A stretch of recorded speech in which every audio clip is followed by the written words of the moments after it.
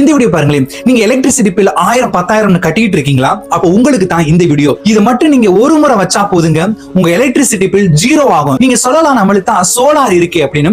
சோலாரை வச்சு நம்ம மின்சாரத்தை தயாரிக்கலாம். ஆனா அதே சோலார் நைட் நேரத்துல மின்சாரத்தை தயாரிக்க முடியாது. அதுக்கடுத்து மழை காலங்களையோ இல்ல மோசமா வெதர் இருந்தா கூட அந்த சோலார்னால ஒரு சொட்டு கூட மின்சாரத்தை தயாரிக்க முடியாது. ஆனா இந்த வெர்டிகல் விண்ட் டர்பைன் மின்சாரத்தை ஈஸியா தயாரிக்கும். ஏன்னா இது செயல்படுகிற விதமும் முற்றிலும் டிஃபரண்ட்.